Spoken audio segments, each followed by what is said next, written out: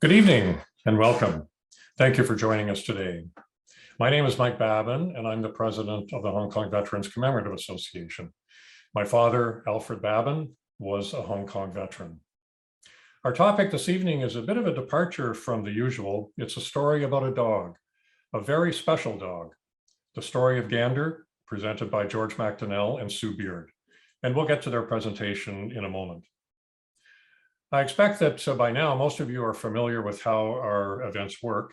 Your camera and your microphone are off, but you can ask questions at any time by using the chat function of Zoom.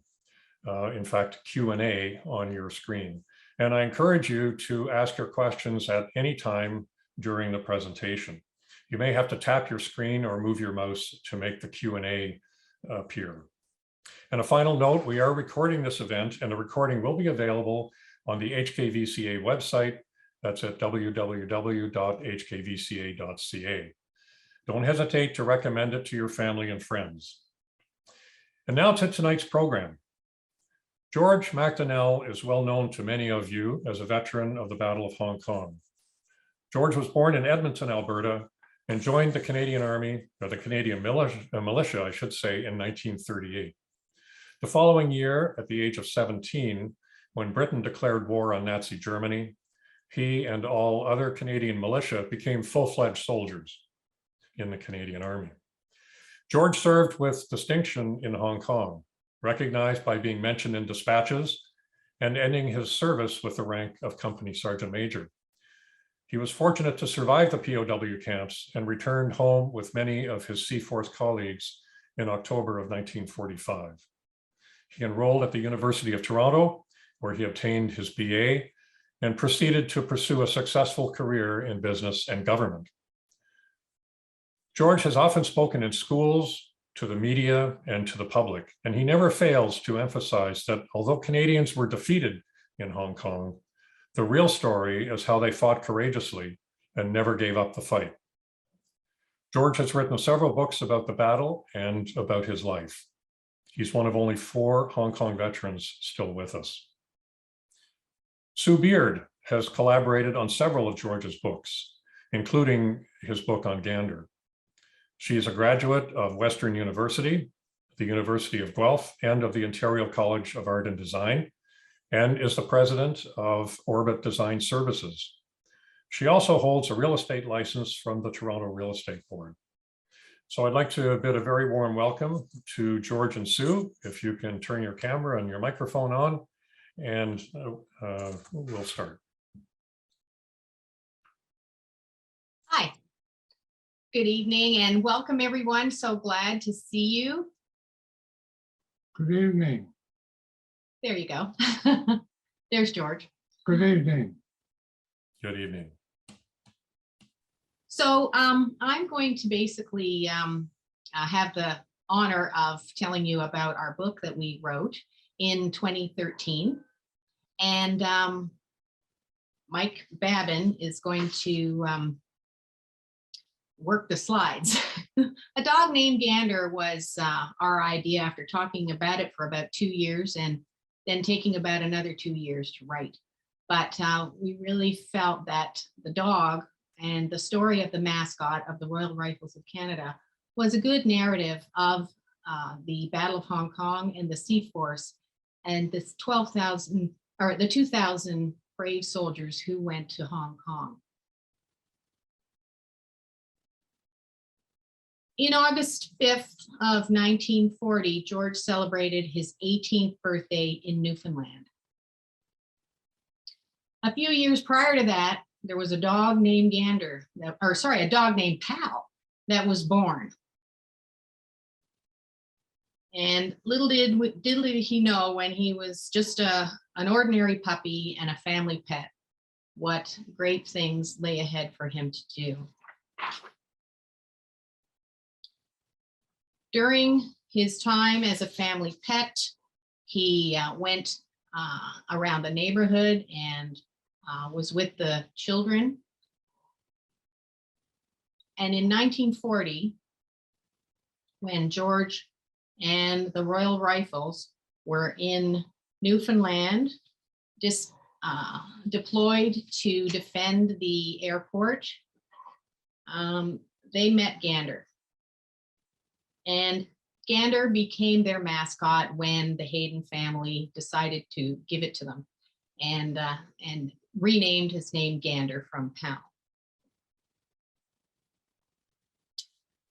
So Gander became the mascot, and on such occasions like Remembrance Day here, November 11th in 1940, he would be at the head of the church parade of 1,000 of his comrade soldiers walking through the streets of Newfoundland, of Gander, Newfoundland, and being very proud.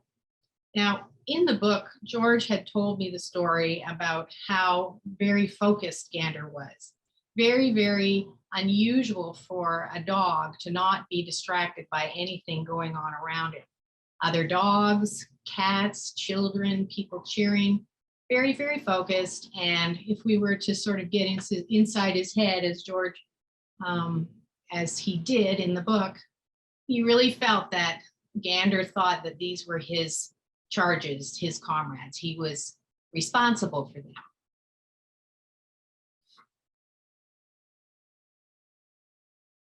Here's Gander with several of his comrades. And in fact, all the photographs so far are pictures of Gander.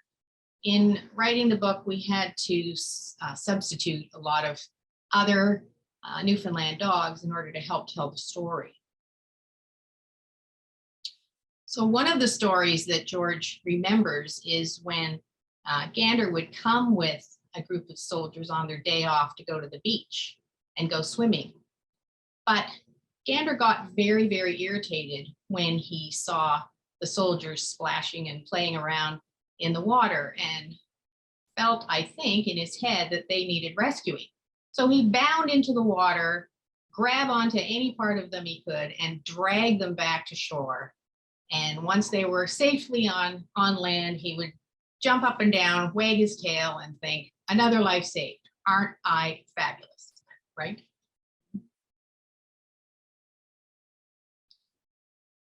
And Gander also felt he was part of the group, because when the carpentry department made him a special doghouse, he wouldn't go in there.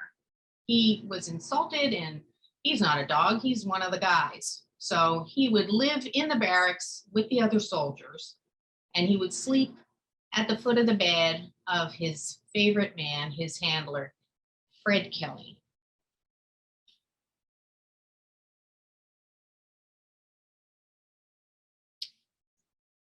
In October of 1941, the Royal Rifles were given leave and then sent to Valcartier to board a train to go west.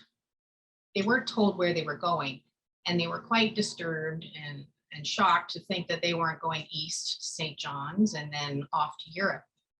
No, the train went west, and it stopped in Ottawa and picked up some soldiers from brigade headquarters, and then continued on to Winnipeg and picked up 2,000 soldiers there.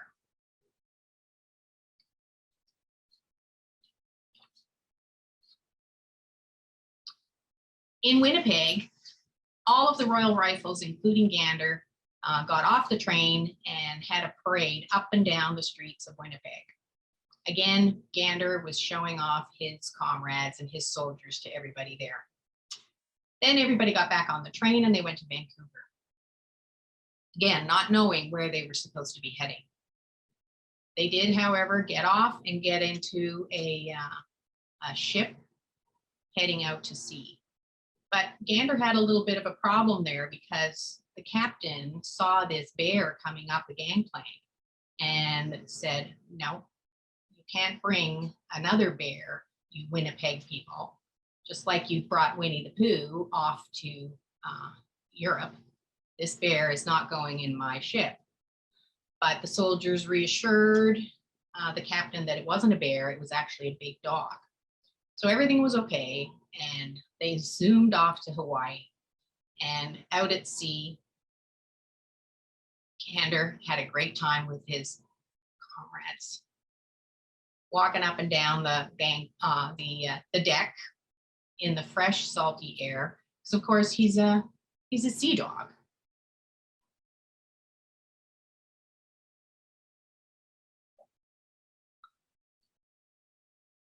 He did so well in his protection attitude towards his comrades that he was promoted from colonel to sergeant and dispatched with the military police. That group there, the soldier right beside him is Davignon, and he was at that time the head of the police there.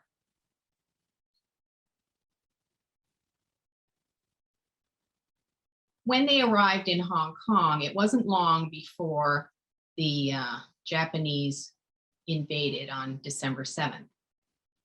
Gander was not in the initial area of the fighting. He was with C Company, and they were on the island of Hong Kong when the Japanese started to come over to the island on December 18th. In the evening and the dark and the dense black smoke from a burning oil refinery, the Japanese landed at Lai Moon on the island. Gander again was with C Company. A lot of noise, a lot of smoke, a lot of screaming, but Gander didn't run away. He was watching what was going on, and when soldiers would pick up a grenade and throw it back, I think that he was learning that grenades were not a good thing. On several occasions, he also broke through the lines of the soldiers and attacked the enemy soldiers.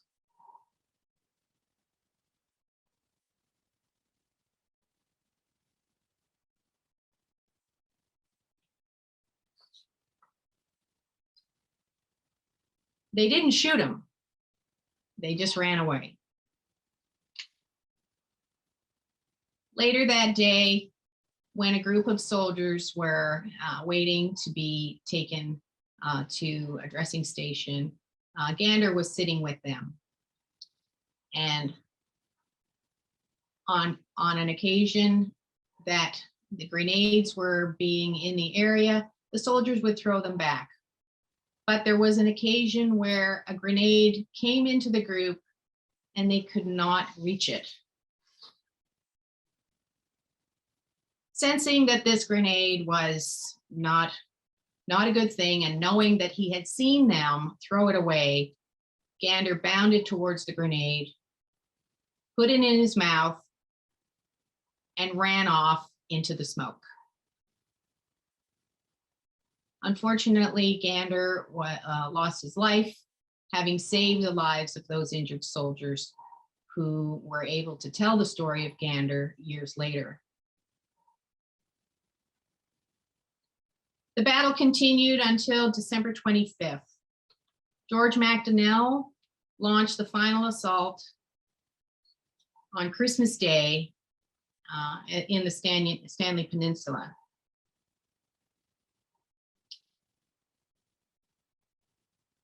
When it was all over, from the 2,000 soldiers who had gone to Hong Kong to help the people there defend their island against the Japanese, they paid the ultimate sacrifice. And of the 2,000 soldiers, many are buried in Hong Kong in the Saiwan Military Cemetery, as well as in Japan.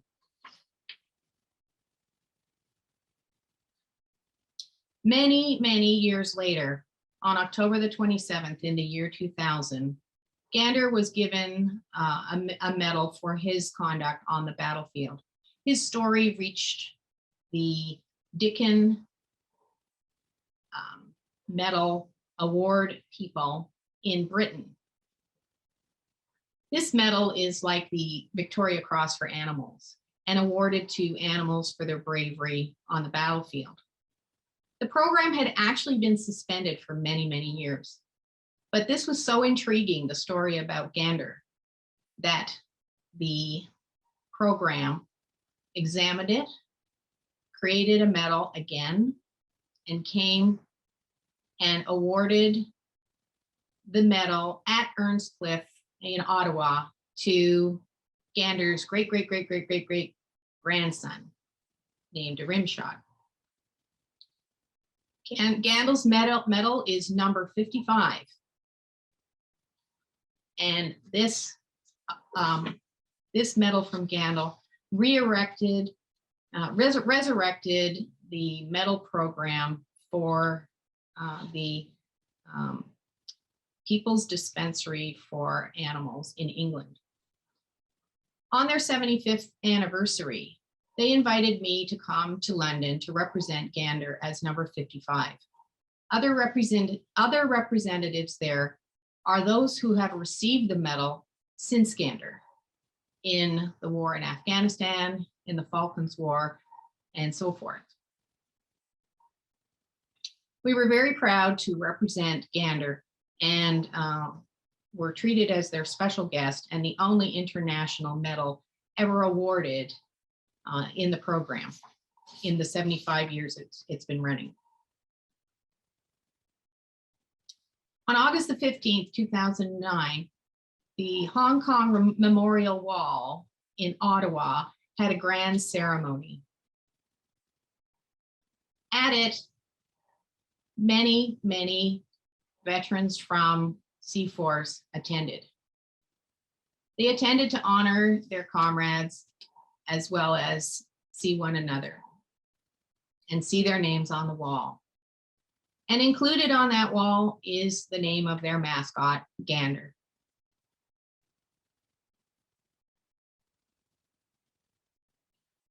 On December 7th, every year since then, there has been a ceremony to honor the veterans.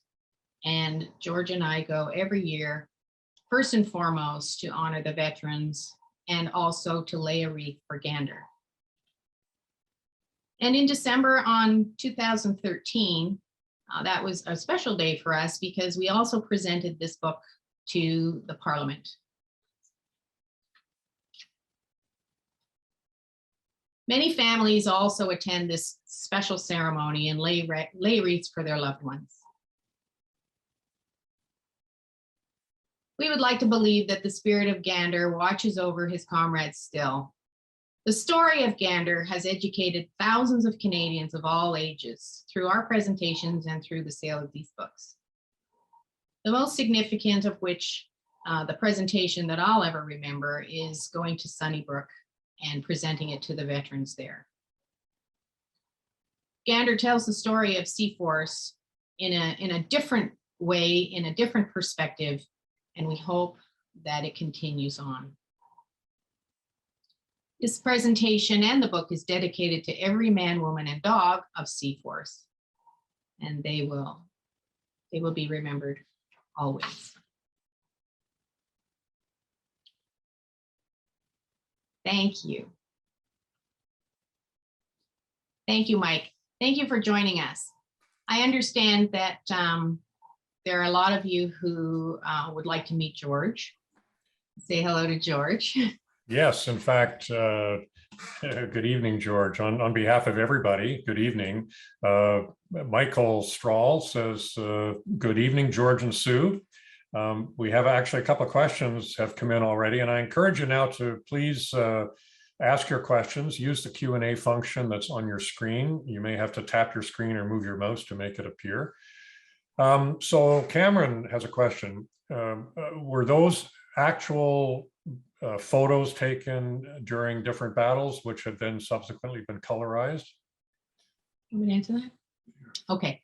So we were very fortunate that we had a lot of input from a lot of people to help recreate a lot of the scenes in the book. Some of these scenes are photographs from owners of Newfoundland dogs who donated their photos to us. The sequence that you see there of the battle sequence are actual screen captures from a movie that was made by a company in Calgary called Pet Heroes. And they sent me the DVD and generously donated anything I wanted to do to capture it, to recreate it in the book for people to understand and get the feeling of what Gander did. Okay. The actual photos of Gander are the black and white ones at the beginning. So all of the color ones are modern photos. They're not photos that have been colorized. They're actually color modern photos, some by very famous artists, photographers, especially the front photo as well, cover photo. All right, I think that that answers that question. There's a question from Paul wanting to know how old was Gander when he was killed by the grenade? He was approximately 2 years old. Sorry, It was- George? He was approximately 2 years old. 2 years old. Okay, thank you. And how long was Gander, Michael wants to know, how long was Gander with the Royal Rifles before they were sent to Hong Kong? About a year and a half. Okay. All right. George, a question for you from Dawn. In your opinion, did you actually think that the defenders would be able to hold Hong Kong? Oh, no, that was quite impossible from day one. The Japanese outnumbered us about 10 to 1 and had a magnificently trained army to take the island. The island was understaffed and under protected in every way. That's why the story of Hong Kong is not about how we lost the battle, but how well we fought when we did and how we never gave up despite the impossible odds. Absolutely. Well, another question for you, George. Were you, which ship were you on the Prince Robert or the Awatea? On the Awatea. Okay. And Jerry also wants to know, where is the Dicken medal displayed today? Who has it? Where is the medal?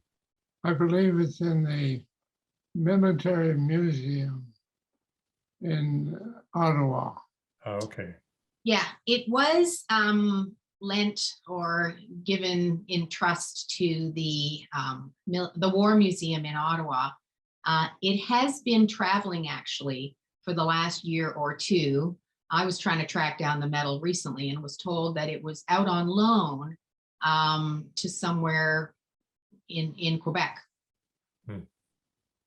Well, it's being seen. That's the important thing. Well, so Janet has a related question. This is a British medal, the Dicken medal, and you mentioned that Gander was the only, I guess, non-British recipient of the medal. Is there a similar medal for animals awarded in Canada? No, there is not. And the United States has only just started a medal program for their war dogs. Okay. Most of them are bomb dogs. Yeah. A question from Tyler: were there other dogs or other types of service animals with the Royal Rifles? No, Gander was never allowed any other dogs in the regiment. He figured he was enough dog for the Royal Rifles. Well, were service animals in general in the armed forces? Were they found in other regiments and other? No, they were not allowed at all. The colonel allowed us to keep Gander by closing his eyes. Okay, so he was tolerated. Let me see. I have several people who have said hello from various places, from Arizona, from Vancouver, someone from Martin in Hong Kong saying hello to you. Was a question from Fraser: was Gander donated or was he acquired? I'm not sure how he was recruited, but Gander wanted to be with soldiers when we're in his hometown. So finally his owner decided that we could keep him, and we did. Okay. And there is a statue to Gander, is there not? Yes, I would like Sue to answer that. Bill Dodderidge actually was at the ceremony unveiling the statue to Gander in Gander, Newfoundland a few years ago. Way to go, Phil. I don't know if you're listening, but we're thinking about you always, and your birthday a couple of days ago. Happy birthday, Phil. So this beautiful bronze statue, it has Gander as well as a soldier with him. Okay. Let's see, just looking for questions. Well, here's an interesting, it's not a question, it's a comment. Dear George, thank you very much for defending Hong Kong. We, the Hong Konger Canadians, and the Hong Kongers in Hong Kong will always remember the men and women of Seaforth and also Gander. Thank you indeed. We are forever grateful to you. And that's from Alfred. Alfred Lai? No, Probably. Oh, okay. no, different Alfred. Well, Alfred's son. Sorry. Thank you. yeah, the Hong Kongers and the Chinese in general have been very, very enthusiastic and supportive of the story of Gander. They buy books by the tens and tens and tens for all of their grandchildren here and send them back to Hong Kong as their educational experience for them. And the Alpha Society under Dr. Wong has been an ardent supporter and promoter of Seaforth and their efforts. And the book has been translated into Chinese. Into Chinese, right, and as well as in French. Yeah. A question from Marilyn. Did the group of soldiers who Gander saved survive their time in Hong Kong and return to Canada? Some of them did. Okay. And it's from their eyewitness testament that we know this story about Gander.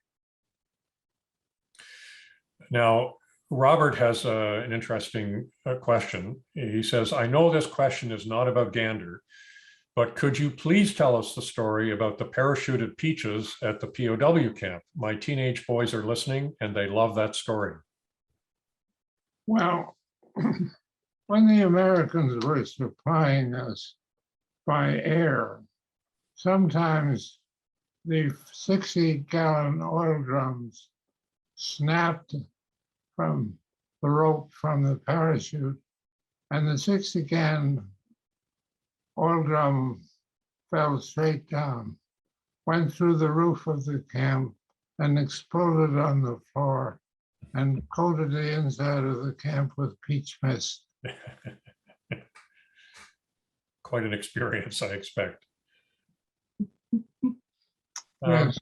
Thanks, George. A different question. Do you know what happened to Gander's handler? Fred Kelly survived and came home and lived out a normal life. And Fred Kelly also was at the ceremony when Gander received his medal.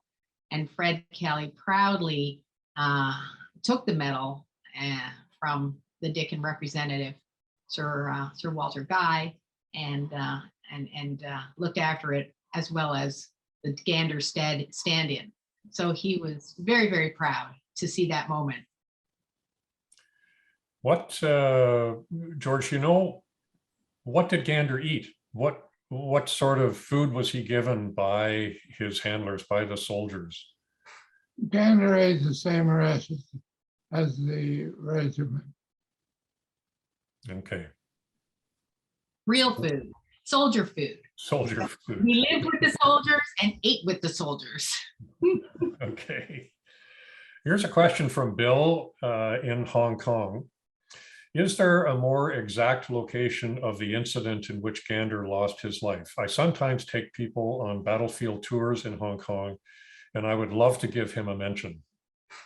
I'm sorry, I don't know the exact position of the death of Gander. It's somewhere close to Limoon Gap. Okay. Someone asked the question, have children in schools had a chance to hear about the book and therefore the story of Gander? Well, many of them have. When I was younger, I visited over 100 high schools to work with the history teacher to express the story of Gander and the Hong Kong venture altogether. And has there been any distribution of the books in schools, do you know, either here or in Hong Kong? Not through the official channels. No. George and I over the last 5, 6, 7 years have made presentations to a number of groups specifically about the book, A Dog Named Gander, but we were not invited to a school to do that. The book is in the library in Toronto. It's in the Toronto Library, but it was a private publication. It was not done through traditional means. It was desktop publishing and privately funded by us. And the Canadian content and the Canadian publication of it was kept to Waterloo, a Waterloo desktop publishing print on demand company. But for international distribution, we rewrote it again and changed the format basically so that it could be available on Amazon. So it is available and it can be purchased. And Sue, you did send me the link, and we'll post the link for purchases of the book on the HKVCA.ca website. So anybody who's interested can order a book. A comment from Fraser. He says, animals were never official. Sometimes the adoption of too many became a problem. Too many, even too large, horses, for example. Fraser says, my father commanded signals in Italy and loved animals, so was tolerant, but but he had to apply the rules occasionally, just as you said.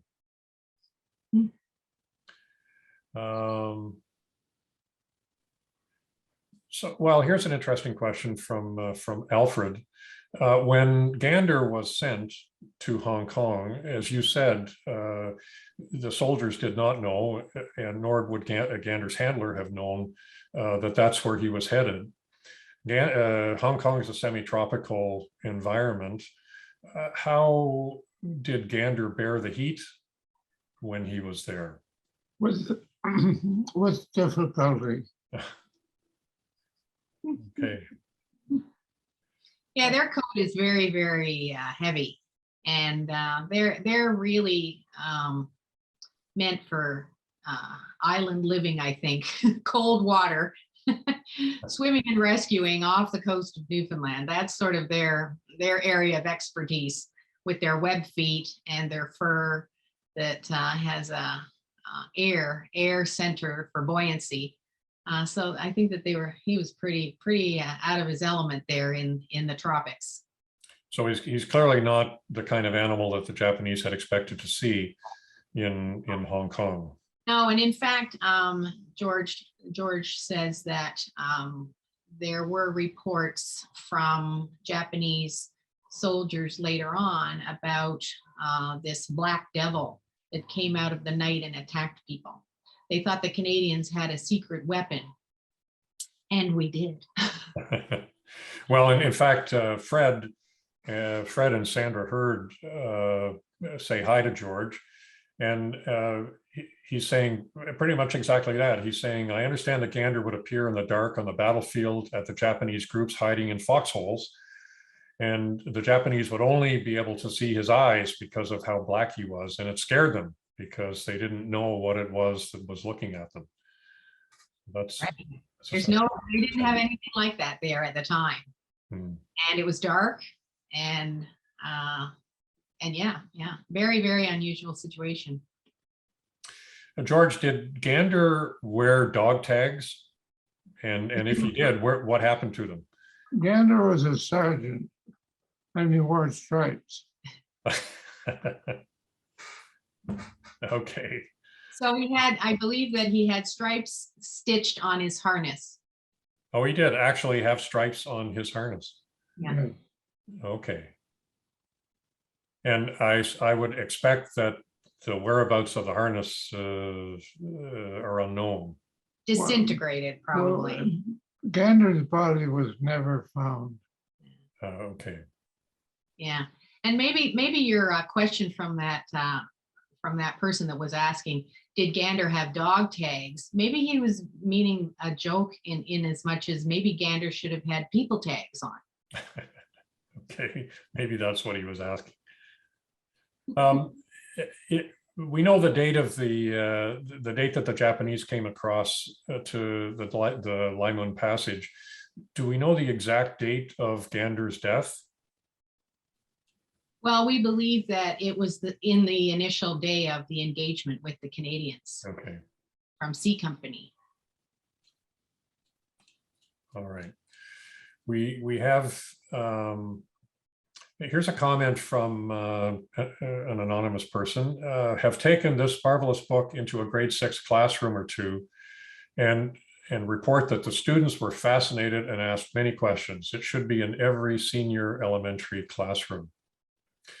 So you had mentioned earlier, George and Sue, that you've spoken in many high schools, but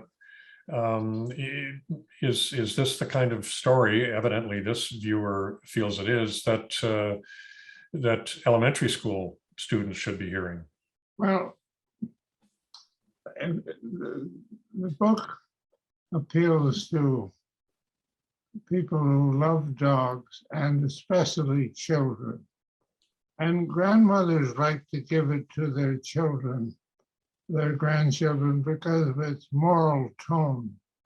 How Gander had the courage to do his duty no matter the circumstance. And they like that sort of story being told to help form the character of their grandchildren. Yeah. And to the point of getting it into the high schools and part of the curriculum, that process might be part of the outcome of this this seminar, maybe, if somebody had some kind of suggestion to do that or whatever, and ultimately promote the Hong Kong story. Absolutely. Well, hopefully some of the people who are listening this evening might acquire a copy of the book and read it to their child and have their child take it to school and show it to their colleagues, their fellow students in school. Or have the parent take it and read it. I know with my grandchildren, I've gone to their schools and read books in the classroom. So this might be an opportunity. A question from Paul. Did Gander receive any special training in order to be ready to be a soldier? No, Gander came with a superior eyesight, smell, and hearing, and that made him invaluable as a member of the police force for patrol at night. Gander was an exceptional dog in every way. Okay. All right. A question from Marilyn. You mentioned Fred Kelly, his handler. Was Fred from Newfoundland? Where was he from? No, he's from New Brunswick. From New Brunswick. New Brunswick. Okay. And Debbie, Debbie says, I will donate copies to the Heritage Christian Online School Library, the largest home learners school in British Columbia with 7,000 students. So, Wow. So that's terrific. That's Thank terrific. you. Good. JP Bear makes the comment that he did a presentation at an elementary school in Phoenix, where he lives, a third grade class of 60 kids, and they were very excited, and he left a copy of the book in the library at that school. So that's terrific. And George, it's a little bit early, but there is a happy 100th birthday wish here for you from Carol. Thank you, Carol. Okay. And Bertha wants to know where she can buy the book. And as I mentioned earlier, if you check our website tomorrow, there will be a posting that will tell you where you can buy the book with a link to where you can sign it. And actually, Debbie, this is interesting. So Debbie is asking George if you could sign some copies of, or not sign copies of the books, but sign book plates that could be pasted into copies of books. Is that possible? Do you have book plates, Sue, or could you make some? Oh, we'd have to talk about that. Maybe. I live in a retirement home. I don't think that's possible. Okay. Now here's a comment from, not a question, a comment from Janet. She says, as well as Gander, listeners should read George's other two splendid books, One Soldier's Story and They Never Surrendered. Actually, that's from John via Janet's computer. And another attendee says that George's other books are well worth having in all secondary schools across the country. And Graham, who's 11 years old, is also wishing you a happy 100th birthday, George. Early happy 100th birthday. Thank you, Graham. The school boards, Marilyn says, I believe school boards vet the books that are put into the school libraries. Are you aware of this? And has the HKVCA done anything about this? The HKVCA quite some years ago, and actually due to George's generosity, placed a large number of his book, One Soldier's Story, into school libraries across the province of Ontario, at least. But beyond that, we've not done the same thing with Gander, and perhaps it's something we should look into. Okay, are there any other questions out there? We've had a lot of questions this evening for George. Are there any others? Well, this is interesting. We have a comment here from Patrick who says, I'm Pat Kelly, son of Fred Kelly. So he's watching George and says hello. Hi, Patrick.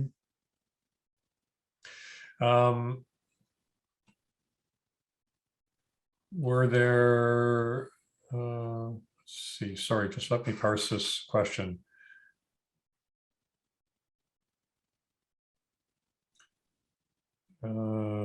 Okay, so David is asking a question. I'm not sure I completely understand, but he's saying, were there other examples by the Canadian Army in other parts of the world for surveillance and protection for the soldiers? So I'm not entirely sure, David, what you're meaning with your question. You may want to elaborate on it, or Sue or George, you may want to comment on what you've heard. I don't know. I don't know if I understand the question. Surveillance of what?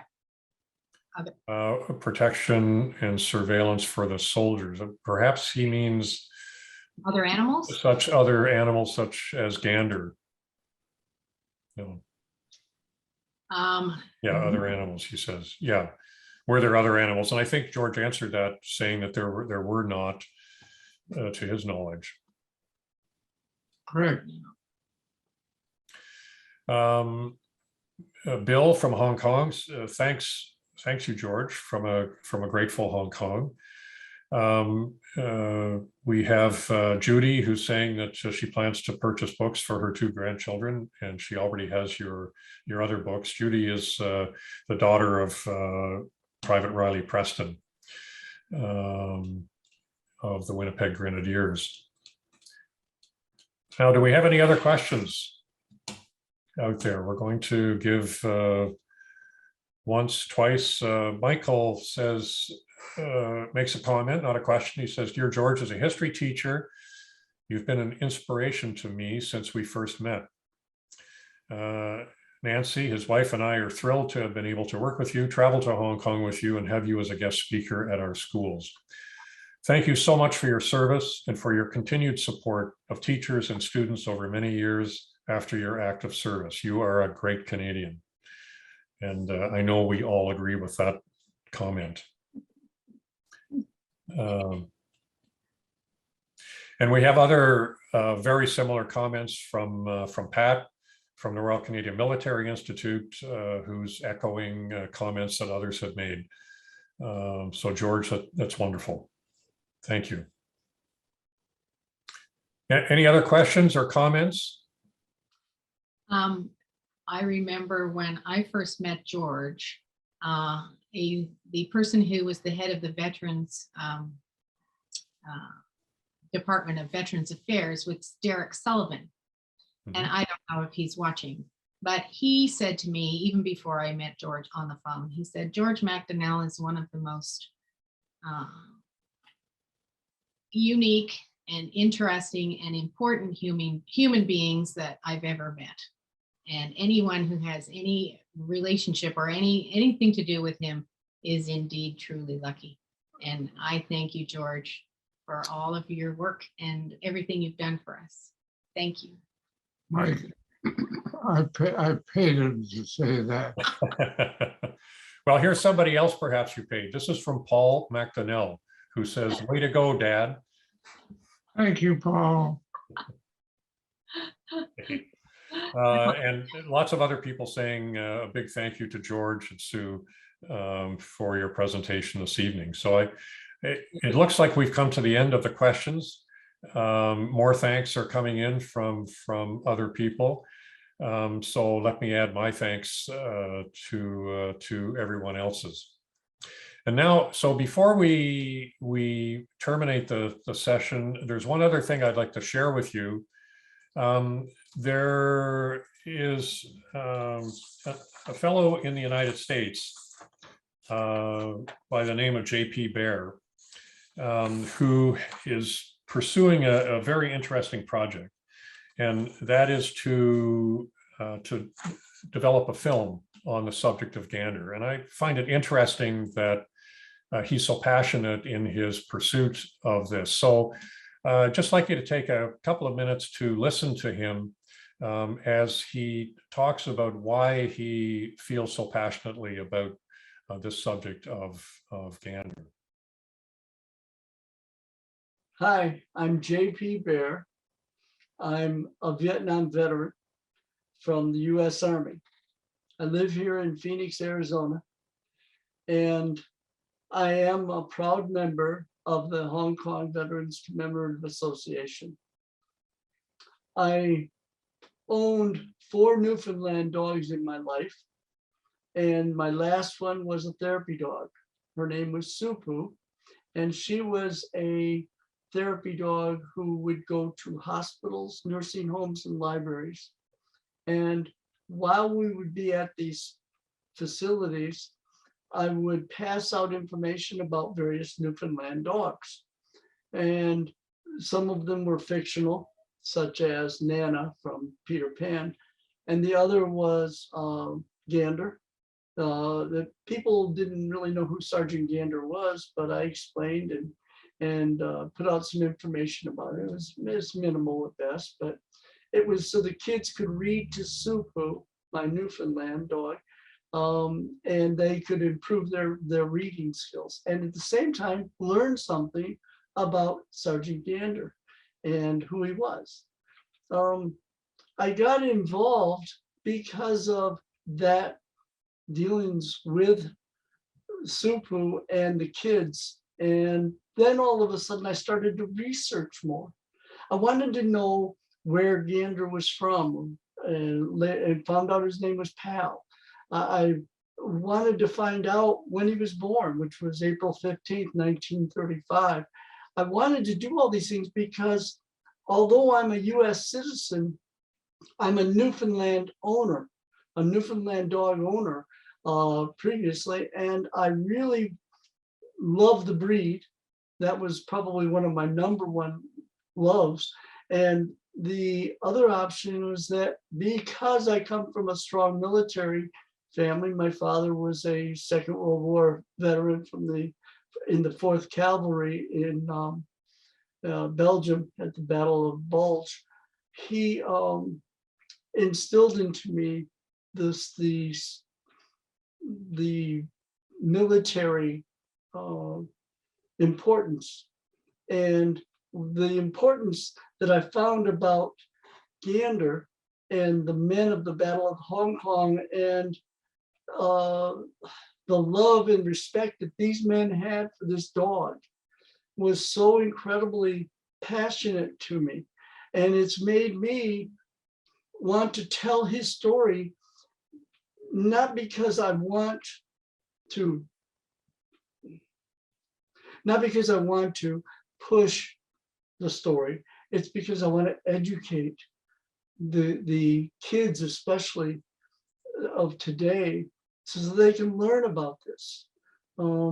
I really try hard to get as much information as I can. And at the same time, when I do, the more I learn, the more excited I get by wanting to tell more. I think the hardest thing was coming up with, when I wanted to do this film, I wanted it to be originally a major film production, but the budgeting would have been $75 million roughly. And I really am a little shorthanded on that. So we're, with all of the assistance of John Ted Wynn, who's doing the narration of my short film. The short film is so that I can take it to the Toronto Film Festival and other places that are having film festivals in the United States and in Canada, to see if I can gain the production of getting the film done. And I don't want anybody to lose the storyline that it's Gander, and he was a Newfoundland dog. He was 6.5 years old when he succumbed to his heroics, put it that way. But he was so well loved, and that love is so strong. When I talk to veterans and the family members that are in the Hong Kong Association, I can't tell you how much it moves me when I talk to these people and they tell me their stories, or they tell me what they can. I want these stories lines out, but I also want them to know how much he loved the men he was with and all the people he was with. Eileen Elms said to me the other day, she said, he was such a loving dog. And she says, I will always know him as Pal, his original name. But she says, I still can accept him as Gander, even though they changed his name. So I just want to thank everybody for their support. As I always say, this is a story that needs to be told, and I want to make sure that it gets told. And I want to try and get it out there as fast as possible, so that at least the remaining veterans that are with us have an opportunity to see it. And I want to thank Mike and for letting me have an opportunity to say hi and explain why I'm doing this, because I really want people to know that although I'm a US citizen, this dog, this story, and I know it's Canadian, but it is so strong in my heart. I love Newfies, and that's all I can say is I want to do Gander proud. So thank you very much. And thank you. And that was our final word for this evening, almost a final word. George, Donald says all the best wishes from your friends at the Dunfield. The Dunfield is the retirement home where George is living. So thank you everybody for watching this evening. We're going to be taking a break in these events until September. So our next event will be in September, which will be a very interesting talk by Canadian historian and author Nathan Greenfield. So please keep your eyes peeled for that. You'll be getting a notification, an invitation to that seminar, to that session, I should say, in early September.